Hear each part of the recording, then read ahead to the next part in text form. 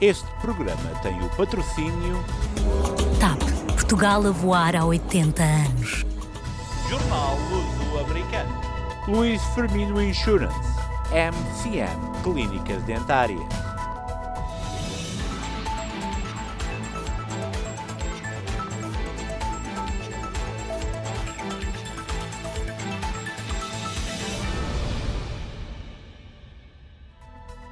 Inundações no coração do Texas tiram a vida a mais de 80 pessoas. Dezenas continuam desaparecidas, entre elas muitas crianças.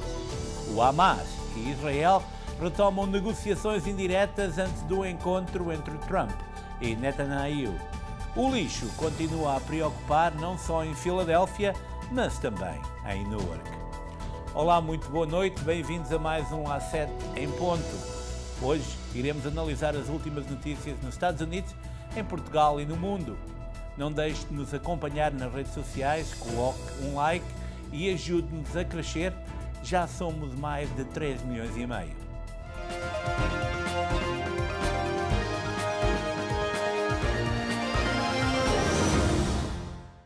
Pelo menos 28 crianças estão entre os mortos numa enchente que atingiu um acampamento no feriado do Dia da Independência aqui nos Estados Unidos, no Texas. Continua a haver dezenas de desaparecidos. As enchentes repentinas, na madrugada de 4 de julho, nos arredores da cidade de San Antonio, no centro do estado, provocaram uma tragédia de dimensões gigantescas, com o número de vítimas mortais a crescer a cada hora. Esta segunda-feira de manhã, o último balanço apontava para pelo menos 81 mortos, entre elas estão contabilizadas 28 crianças. As autoridades correm contra o tempo nas buscas pelos vários desaparecidos. Só no condado de Kerr, o balanço de mortes é de 59. Este foi o mais atingido pelas chuvas que levaram as águas do rio Guadalupe. Depois, há 4 mortes registradas no condado de Travis, 3 em Burnett, 2 em Kendall, uma em Tom Green e uma em Williamson. As autoridades estavam a atuar no terreno e nos céus com helicópteros, em busca dos diversos desaparecidos, como as 11 meninas e uma conselheira do Camp Mystic, um acampamento de verão cristão com capacidade para 750 pessoas. A operação para encontrar sobreviventes enfrenta grandes dificuldades, pois a forte corrente partiu árvores, tombou veículos, encheu os destroços de lama. A população de diversas partes do Texas deslocou-se para o local do desastre para ajudar, formando grupos de busca. Alguns utilizaram até mesmo os drones pessoais, mas o administrador municipal da cidade de Kernville, Dalton Rice, desaconselhou o uso, já que os aparelhos representam risco para as aeronaves de resgate. A tempestade de sexta-feira fez com que as águas do rio subissem 8 metros em apenas 45 minutos antes do amanhecer, mas o perigo ainda não passou. E a grande discussão agora continua a ser sobre a resposta, como é que a resposta foi dada quando o primeiro alarme foi estabelecido. A grande questão é, será que há pessoas suficientes para colmatar uma situação como esta? Foi levantado o caso de que muitas pessoas possam ter sido despedidas com os cortes orçamentais implementados por Elon Musk. A grande questão é agora mesmo essa. Mas existem histórias que vale a pena contar no meio da tragédia. Scott Ruskin, um nadador salvador da costa costeira dos Estados Unidos e suboficial de Oxford Township, aqui em New Jersey, completou a sua primeira missão de resgate e tornou-se num herói americano, ao ajudar a resgatar mais de 165 pessoas do rio Guadalupe. Ruskin atribui à tripulação do voo o mérito de ter voado através de condições perigosas para levarem o mais rápido possível aos necessitados. As chuvas intensas inundaram o Texas central, fazendo com que o rio Guadalupe subisse mais de 20 pés, cerca de 8 metros, e deixando as pessoas com pouco tempo para escapar.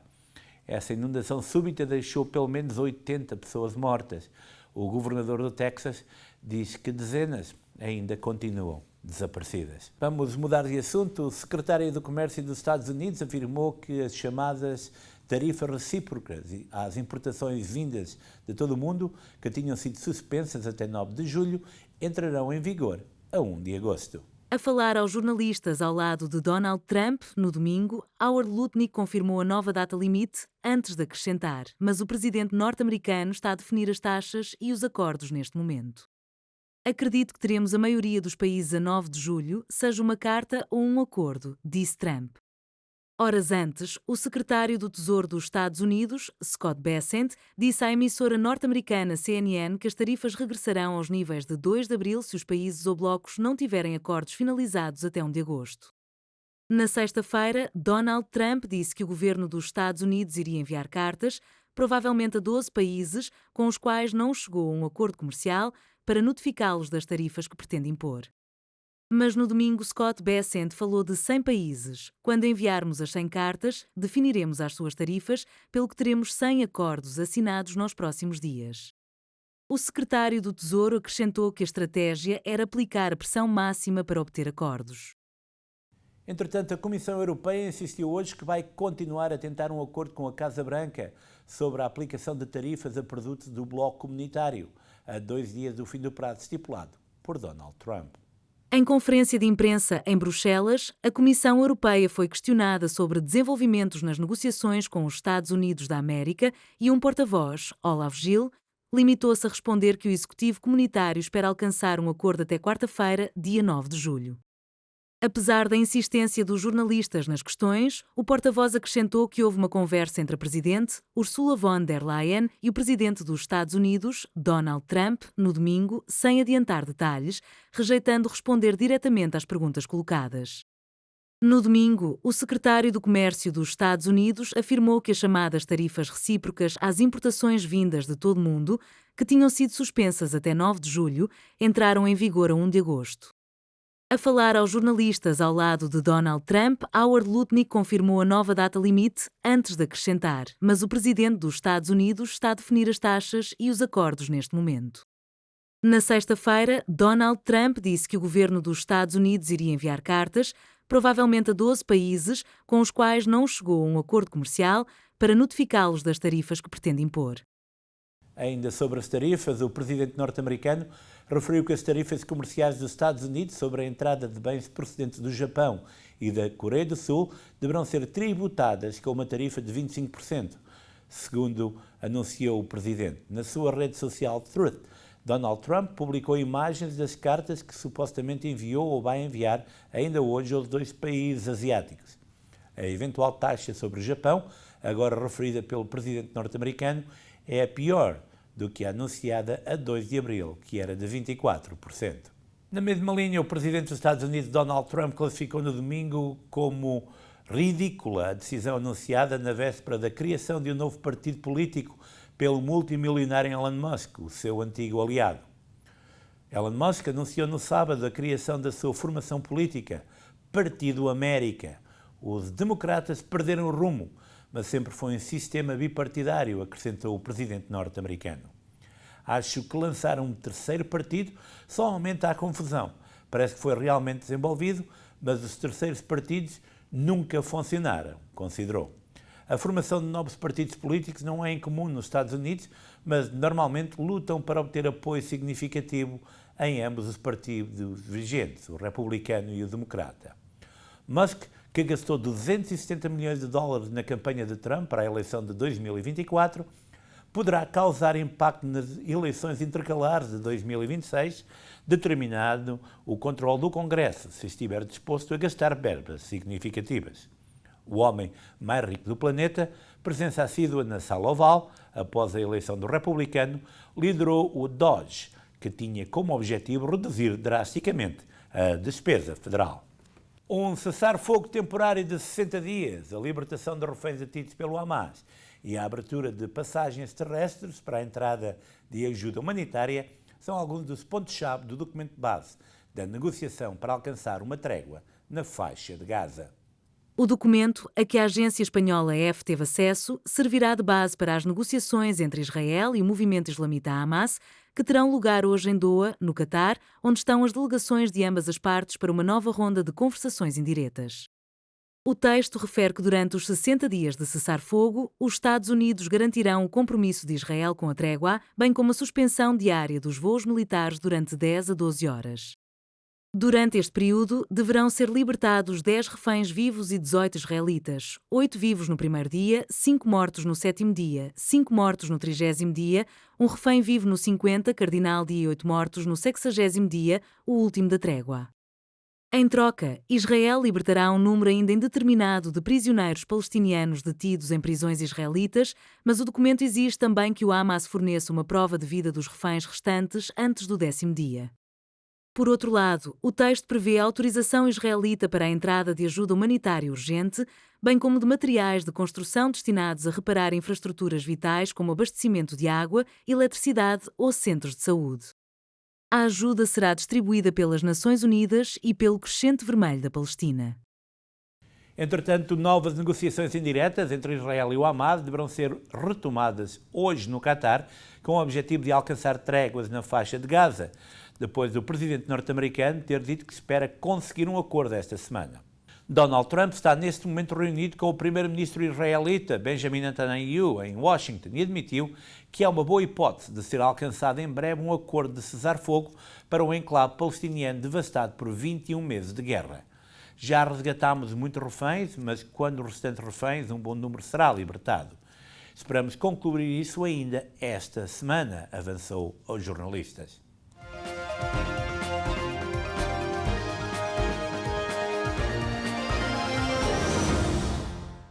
Vamos agora para a atividade local. Um tiroteio em massa no bairro Grace Ferry, em Filadélfia, deixou 3 pessoas mortas e 9 outras feridas na manhã de hoje, segundo a polícia. O comissário da polícia de Filadélfia, Kevin Bethel, disse que o tiroteio ocorreu no quarteirão 1500 da South 27th Street, pouco antes da 1 da manhã.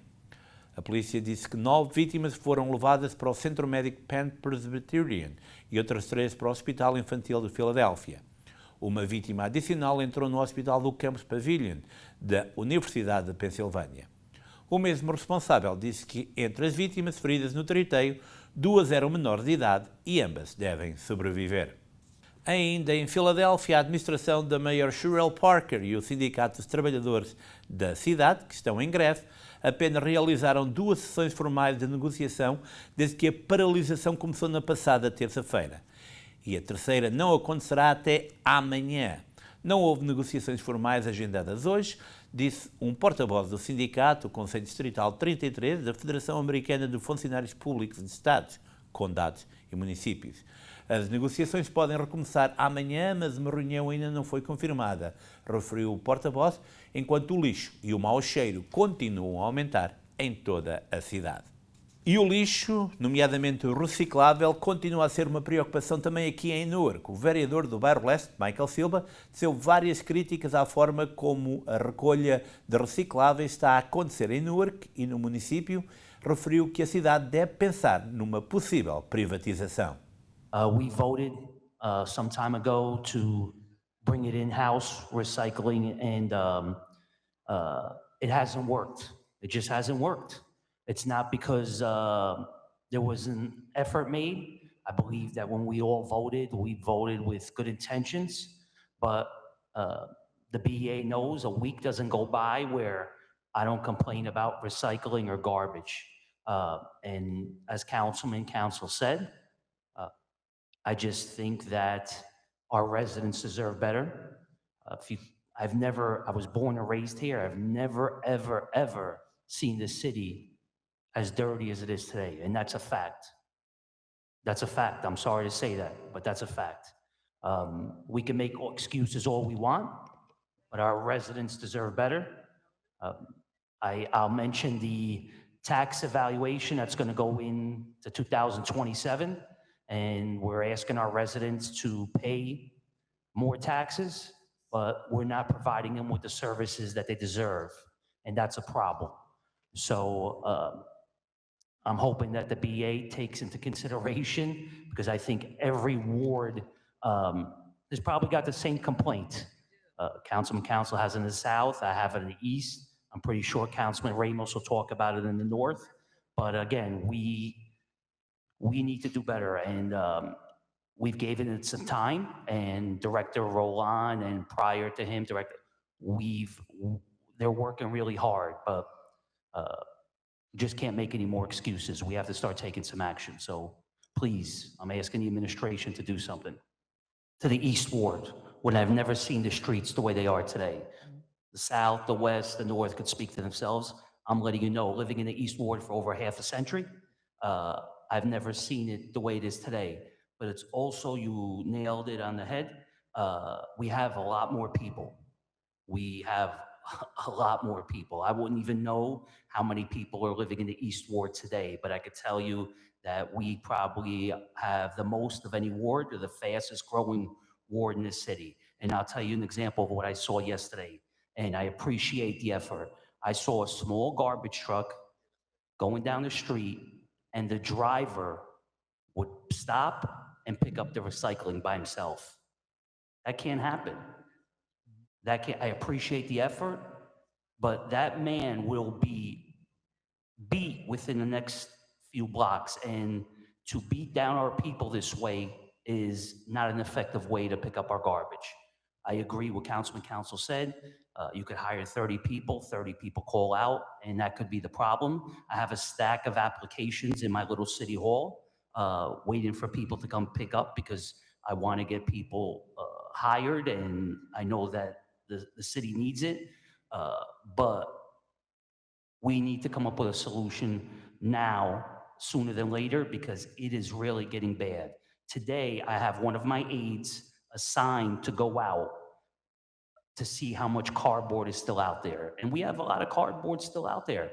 And today's Tuesday, and it was Sunday night pickup. And so why not just pick up everything Sunday night if they have to stay an extra hour or two? Why have to come back Monday? Why have to come back Tuesday? There's no need for that. So if we have to extend the shift and pay a little bit extra, why not just pick it up in one day? Instead, it affects the pickup in other wards on Monday, because they got to come back to the East. Then they're back in the East today again, 2 days later, and that's what's happening. They're coming back consecutive days, and somewhere in that it's affecting the other pickups in the other wards, when you have to pull your resources back into the East on Monday, back into the East on Tuesday. And so I don't know if it's reworld. I don't know, again, if it's the weight that we discussed in that.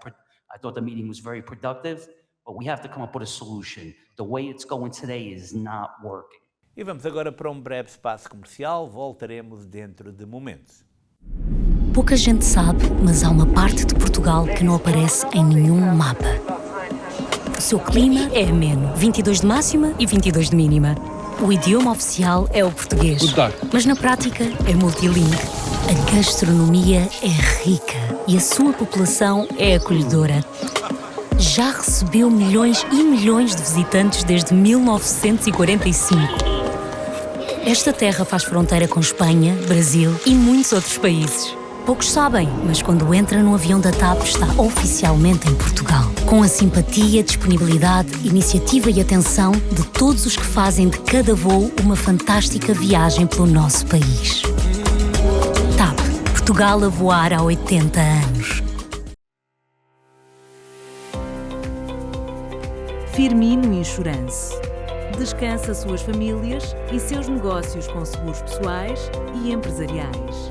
Garantir a tranquilidade da sua família é o melhor negócio. Avaliação do tipo de seguro sem qualquer compromisso. Saiba qual a proteção mais adequada para cada tipo de risco. Firmino Insurance.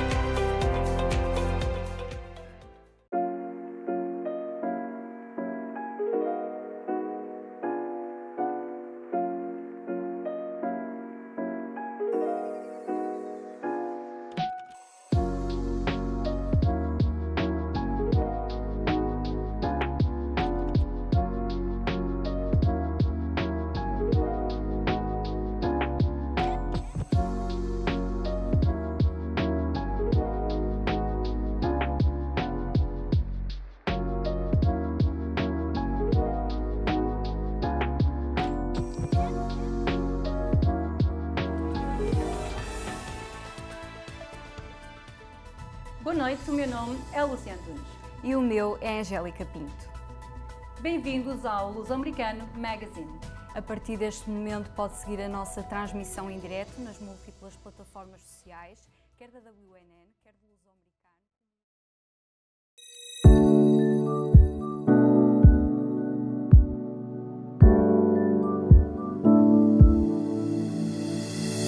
Estamos situados no centro de Braga, mesmo perto da central de caminhonagem. Temos uma equipa multidisciplinar, trabalhamos todas as especialidades clínicas dentro da medicina dentária. O nosso principal foco é a qualidade, por isso é que apostamos em médicos com bastante experiência. Nós temos facilidades de pagamento, portanto somos uma clínica acessível a todas as bolsas.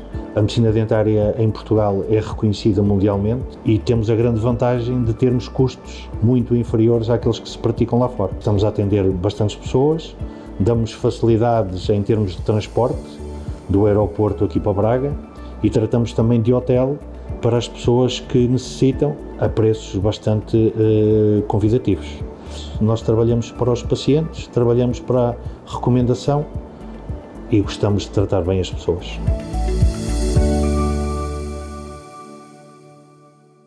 Olá, estamos de volta, já sabe, coloque um like na nossa programação nas redes sociais, também baixe o nosso aplicativo, ajude-nos a crescer.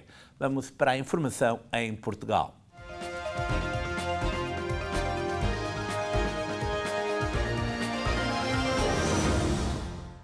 Como é do vosso conhecimento, a nossa equipa de reportagem esteve em Ponta Delgada, onde participou na Cimeira das Cidades Irmãs. Um dos principais intervenientes foi o Rui Marques, que moderou várias palestras.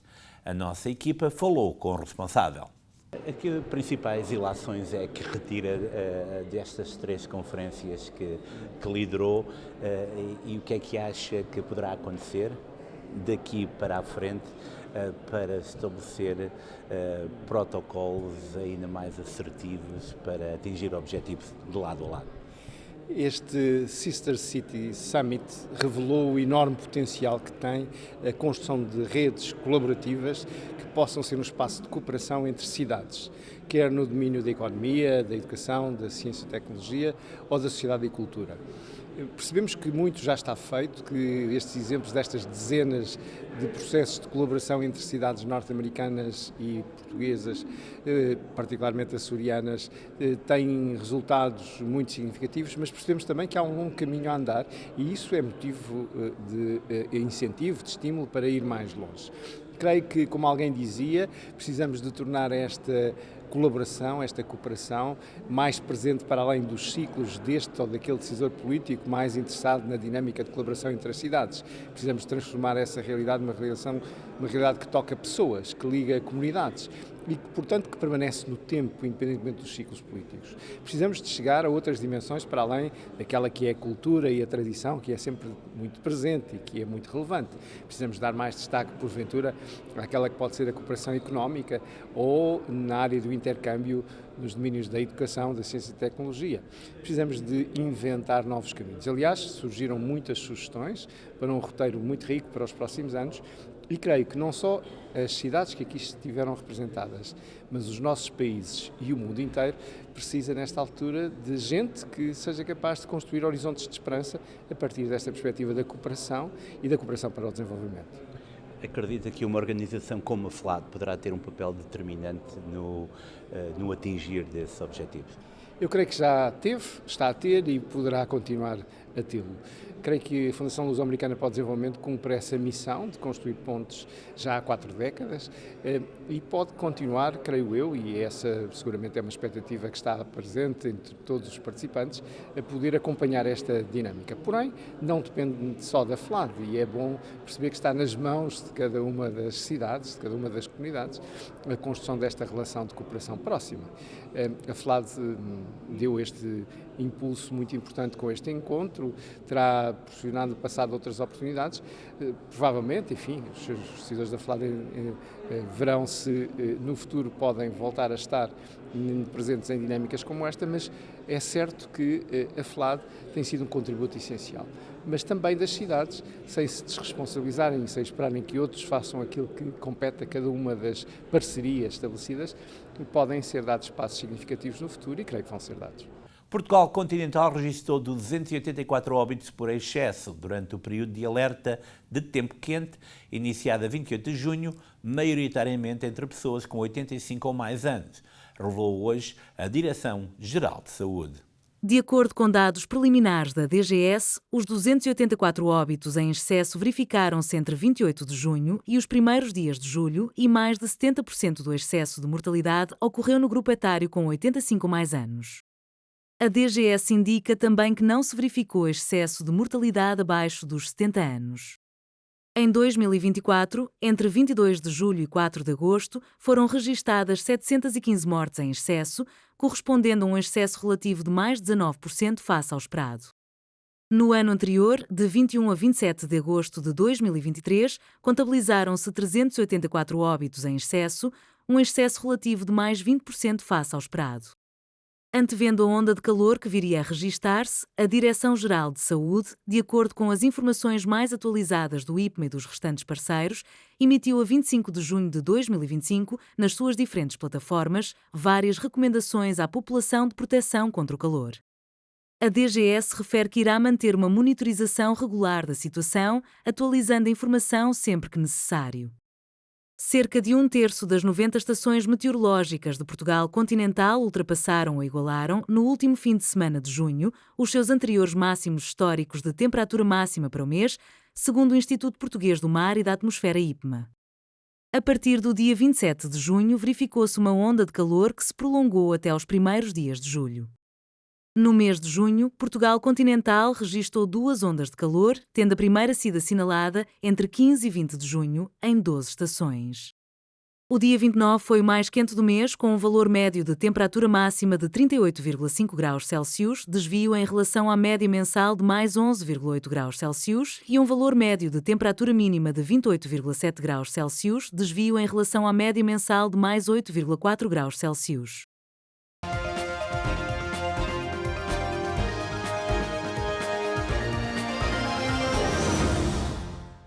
Um júri da Austrália considerou hoje Erin Patterson culpada de 3 acusações de homicídio de familiares e uma de tentativa de homicídio num jantar em que preparou cogumelos venenosos. De acordo com a televisão pública australiana ABC, o júri de 12 pessoas chegou a um verdito após ter iniciado as deliberações a 30 de junho, que se seguiram a mais de 10 semanas de julgamento.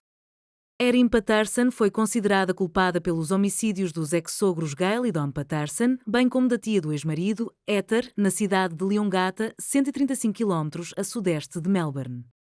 Durante um jantar em casa, em julho de 2023, Erin preparou e serviu uma especialidade inglesa, Beef Wellington, contendo Dead Cap, um dos cogumelos venenosos mais perigosos do mundo. O ex-marido recusou o convite para o jantar. O júri considerou ainda Erin, de 50 anos, culpada de tentativa de homicídio do marido de Heather, Ian Wilkinson, o único sobrevivente. Ian foi uma das mais de 50 testemunhas que prestaram depoimento num tribunal da cidade de Morwell, no estado de Vitória. O líder supremo iraniano, o Ayatollah Ali Khamenei, fez este sábado a sua primeira aparição pública desde o início da guerra de 12 dias entre Israel e o Irão, participando numa cerimónia religiosa na véspera do feriado xiita Ashura. A ausência de Khamenei durante a guerra sugeriu uma forte segurança para o líder iraniano, que tem a palavra final em todos os assuntos de Estado. A TV estatal no Irão mostrou Khamenei a acenar e a concordar com a cabeça para a multidão que gritava enquanto entrava numa mesquita e se sentava. Não houve qualquer relato imediato sobre uma eventual declaração pública feita. O Irão reconheceu a morte de mais de 900 pessoas na guerra, além de milhares de feridos, e confirmou também danos graves nas suas instalações nucleares, negando acesso aos locais aos inspectores da Agência Internacional de Energia Atómica das Nações Unidas. Khamenei organizou uma cerimónia em memória do martírio do neto do profeta Maomé Hussein, no século VII, numa mesquita próxima do seu escritório e residência na capital, Teherão. As autoridades iranianas, como o presidente do Parlamento, estiveram presentes e este tipo de eventos são sempre realizados sob forte segurança. Os xiitas representam mais de 10% dos 1,8 mil milhões de muçulmanos do mundo e veem Hussein como sucessor legítimo do profeta Maomé. A morte de Hussein em batalha às mãos dos sunitas em Karbala, a sul de Bagdá, criou uma cisão no Islão e continua a desempenhar um papel fundamental na formação da identidade xiita. Entretanto, o presidente do Irão acusou Israel de tentativa de assassínio sem especificar quando, numa entrevista ao apresentador norte-americano Tucker Carlson, hoje transmitida. Estava numa reunião, tentaram bombardear a zona onde estávamos a realizar essa reunião, acrescentou Massoud Pezeshkian, garantindo que foi Israel de acordo com a tradução de um intérprete. Tentaram sim, agiram em conformidade, mas falharam, disse o presidente, adiantando que não teme sacrificar-se em defesa do país para salvaguardar a soberania e a independência do Irão. E vamos agora ao desporto. O mercado do futebol português está em ebulição. Venderá o Sporting o seu principal ativo, o Arsenal. O Porto tem novo treinador e o Benfica prepara uma limpeza. Vítor Araújo, muitíssimo obrigado por estares na nossa companhia. Vamos analisar o mercado. O Sporting vai vender Gyökeres, sim ou não? Ok, em primeiro lugar, obrigado por me convidares. Um alô para toda a gente que está a assistir ao nosso programa. O Sporting já está, é garantido, já há muito tempo que é garantido que o Gyökeres vai sair do Sporting. Tem sido uma novela que é mais feita pela comunicação social e pelos jornais desportivos do que pelo Sporting. O Sporting pôs uma cláusula, embora baixasse a cláusula, e foi isso que o Presidente fez. Baixou, tinha 100 milhões e baixou. O Sporting quer 70 milhões, logo pagos na hora, e 10 milhões por objetivos. Neste momento, as negociações com o Arsenal estão feitas. O Arsenal dá 65 milhões e mais 15 milhões de objetivos. Eu penso que o negócio se vai fechar esta semana, porque supostamente o Gyökeres é suposto apresentar-se sexta-feira, deram-lhe mais uns dias. Exatamente por isso, eu penso que foi exatamente por isso que lhe deram mais uns dias para conseguirem fazer as negociações. Por isso eu penso que quem dá 65 milhões também dá 70, por isso o Arsenal dá 65 na hora e 15 por objetivos. O Sport quer 70 e 10 milhões para objetivos. Eu penso que sim, que o negócio vai se realizar. O Gyökeres vai sair de certeza absoluta. É bom para ele e o Sport prometeu que o deixava sair. Também é bom para o Sport, que é um bom encaixe financeiro. E o Sporting já está no mercado, portanto, para comatar essa possível saída. O Sporting está no mercado, mas para já o mercado, vamos lá ver uma coisa. O mercado abriu agora, costuma-se dizer, ainda a percepção vai no adro. O mercado está nos bastidores ainda. O mercado abriu no dia 1 de julho, abriu há 7 dias. Mas, de qualquer das maneiras, já todos os clubes estão preparados e à procura, e o Sporting, principalmente. O Sporting tem um plantel mais ou menos igual ao que tinha o ano passado, tem uma saída ou duas, mas já está a tentar colmatar essas ausências. Neste momento, ele está em negociações com o Luís Soares do Almeria, de Espanha, que vai colmatar a saída do Gyökeres. Contratou também um georgiano, não consigo dizer o outro nome. Tem-se um nome muito esquisito, não? E claro, não vai parar por aqui, porque supostamente ainda pode sair, por exemplo, o Diamandé ainda pode sair, e o Sporting, se sair, vai ter que contratar mais um central, mas não se fica por aqui. O Sport tem que reforçar a equipa, porque a gente já sabe, na Liga dos Campeões e para a taça, para o campeonato, para a taça da Liga, o Sport precisa ter vários jogadores, precisa ter mais que 2 jogadores por posição para realmente conseguir ter uma época a pensar no tri, que é um objetivo neste momento da direção do Sporting. Vamos falar do Benfica. O Benfica, portanto, depois de uma boa campanha aqui no Mundial de Clubes e da bomba que foi o anúncio de Luís Filipe Vieira, que poderá ser candidato à presidência do Benfica, João Félix está na linha, Coxu quer sair, prepara o Benfica uma revolução? O Coxu é um problema. O Coxu, vamos lá ver uma coisa. O Benfica está desejoso de vender o Coxu e o Coxu está desejoso de sair do Benfica. E realmente o Coxu não é jogador.